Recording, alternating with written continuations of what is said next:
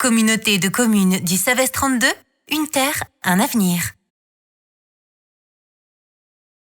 Le centre d'exposition Le Dolium se trouve au cœur du village de Montpezat, au cœur du Savès. C'est un ancien silo qui a été bâti dans les années 50 et qui a été utilisé jusqu'au milieu des années 90. Donc je vous propose de rentrer à l'intérieur et de découvrir l'architecture de ce bâtiment.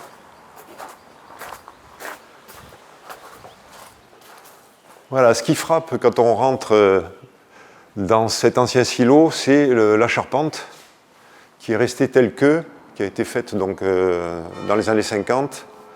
Et ensuite, ce volume qui est très intéressant, qui est en fait sur deux niveaux. Un premier niveau qui est au rez-de-chaussée et le second qui était en fait le quai de déchargement des grains à l'époque. Et nous avons souhaité préserver ces volumes et de les séparer en trois pôles d'exposition. Le premier étant consacré ici en bas à une collection privée appartenant à Alain Coste sur la céramique régionale, la céramique gasconne, essentiellement du 19e, 20e siècle, avec une prédominance sur les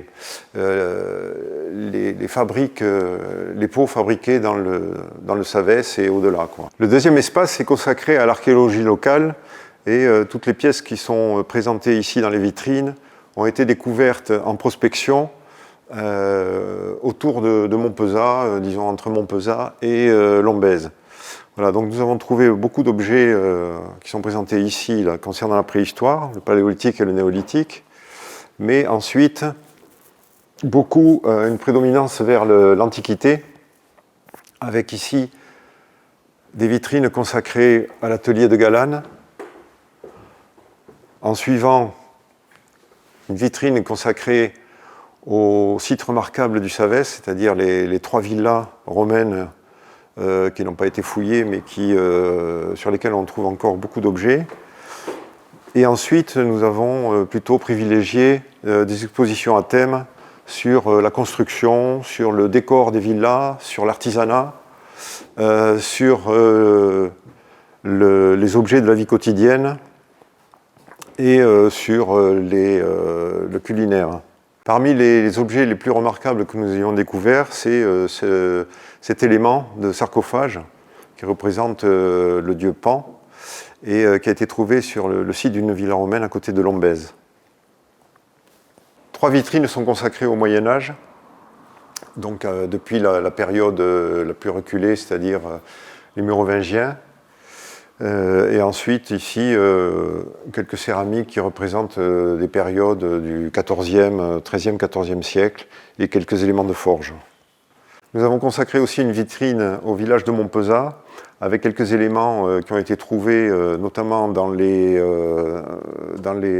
maison à colombage qui se trouve dans le village et d'autres éléments qui ont été trouvés à proximité du fossé de l'ancien château.